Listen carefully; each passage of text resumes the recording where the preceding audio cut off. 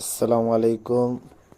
এই আমরা পুরুলিয়া জেলা ভ্রমণ করার পূর্বে আমরা সেই বাঁকুড়া জেলার মুকুটমণিপুরে আমরা প্রবেশ করলাম।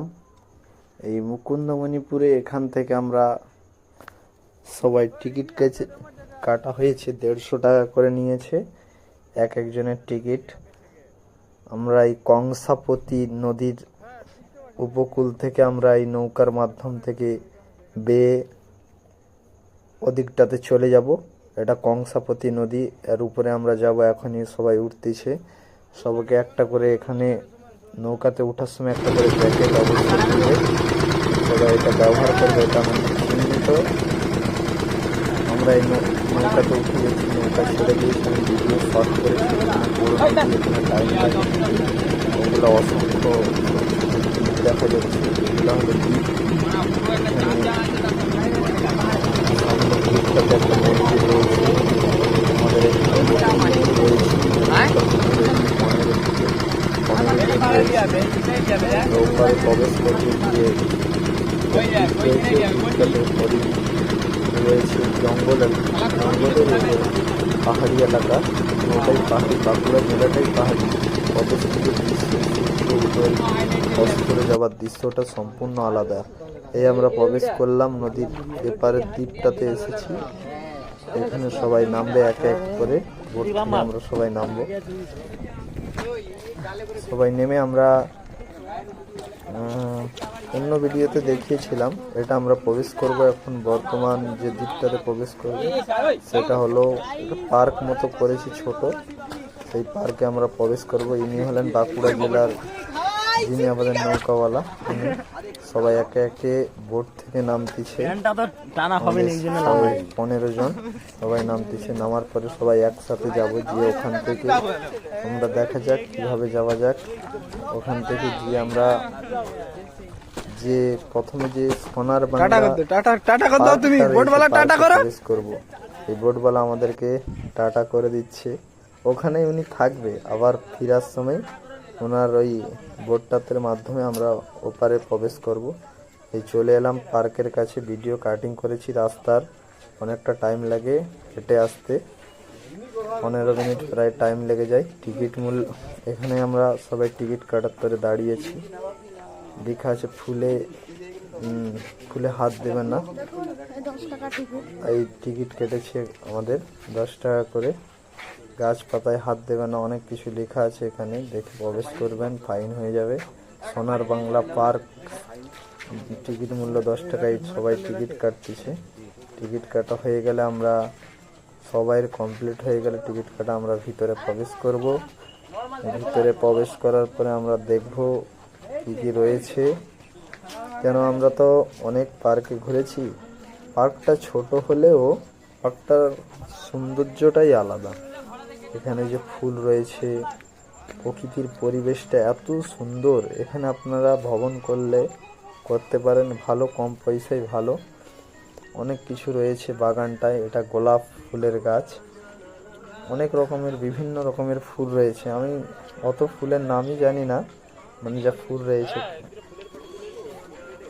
এটা একটা গাছ পুরো গোল কাটিং করেছে, কত সুন্দর অসাধারণ দৃশ্য। এখানে বহুত মানুষ আছে দেশ বিদেশ জুড়ে, এখানে ঘুরতে আসে। পুরুলিয়া বাঁকুড়া জেলা পাহাড় দেখতে আসে। আমরা শুশুনিয়া পাহাড় ভ্রমণ করে তার পূর্বে আমরা ওখান থেকে 2 ঘন্টা বাসে এসে আমরা এলাম এই বাঁকুড়া জেলায় মুকুন্দমণিপুর। ওখান থেকে নৌকাতে আবার এপারে এলাম।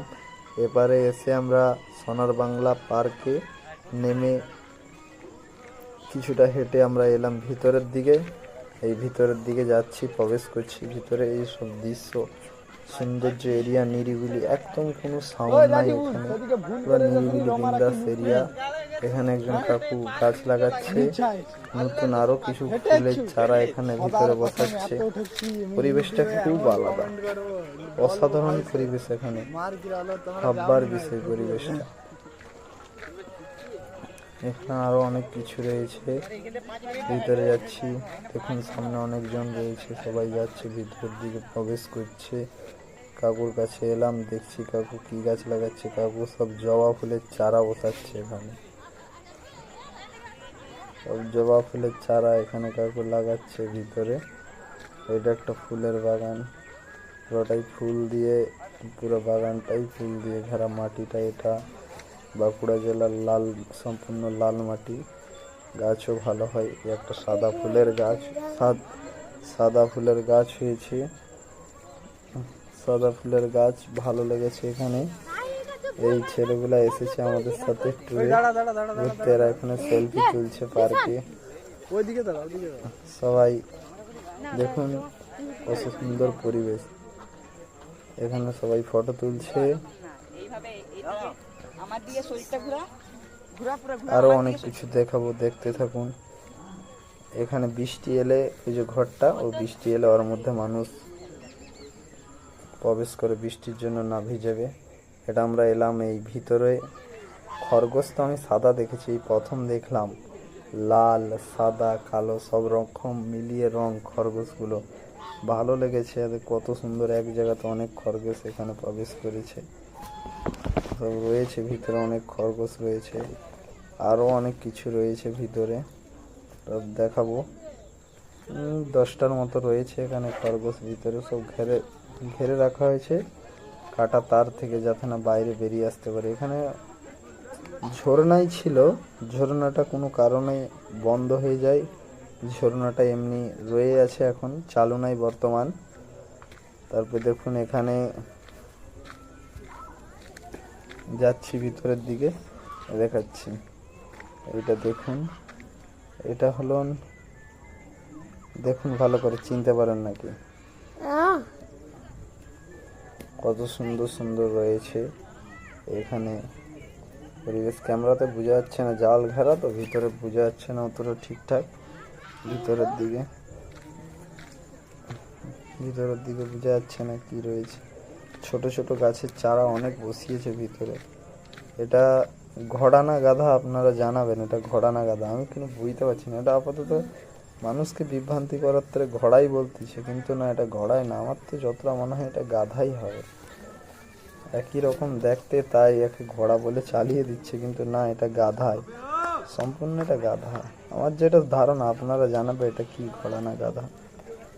ভিতরটাতে 3-4টা প্রাণী রয়েছে, ভালো ভালো পশু রয়েছে, পাখি রয়েছে। এটা দেখার পরে আমরা যাব, আপনাদেরকে দেখাবো। ভিডিওটা পুরো শেষ পর্যন্ত দেখবে, কাটবে না। আমরা মুকুন্দপণিপুরে যে বনটা রয়েছে, যে বনে হরিণ ছাড়া রয়েছে, অসংখ্য হরিণ রয়েছে ভিতরে, সেই হরিণের কাছে আমরা প্রবেশ করব। কিরমভাবে ছাড়া রয়েছে দেখাবো আপনাদেরকে, ভিডিওতে ভালো করে দেখবেন। হরিণ তো চিড়িয়াখানায় দেখেছে বন্দির ভিতরে, হরিণ এখানে ছাড়াই রয়েছে, দেখাবো। এই গাছগুলো দেখুন কত সুন্দরভাবে কাটিং করেছে পার্কের মধ্যে। গাছগুলো অসাধারণ, 3তলা গাছের মতো কাটিং হয়ে গেছে, পুরো ছাতার মতো 3তলা গাছ হয়ে গেছে। এটা একটা গাছ। আরো নতুন পার্ক তো, তাই একটু মেহনত করে সবাই বানাচ্ছে, যাতে আরো মানুষ দেশ বিদেশ থেকে এখানে আসতে পারে, ভ্রমণ করতে পারে। সৌন্দর্যটা বদলানোর জন্য করেছে। এখানে দোলনা আছে, সব ছেলে মেয়েরা দোলনাতে দোলতে ছিল। আমি ক্যামেরা করছিল বলে ওরা উঠে চলে গেল, আর দোলছে না। আমরা ওদের দিকে ক্যামেরাটাই আর ঘুরাবো না, আমরা আলাদা দিকে ক্যামেরা ঘুরিয়ে যাচ্ছি কেন? ওদের ক্যামেরা ওদের দিকে ঘুরানো যাবে না, ওরা এমন দেখতেছে, ওদের ক্যামেরাটাই ওদের দিকে না ঘোরানোই ভালো, খারাপ ভাববে। তাই আমরা যাচ্ছি একটা গাছ, দেখুন ফুলের গাছ, কত সুন্দর ফুল ফুটেছে, দেখতে থাকুন। আরো নিত্য নতুন জিনিস এলাম। এখানে 4খানা রাজহাঁস রয়েছে, রাজহাঁসগুলো ডাকছে।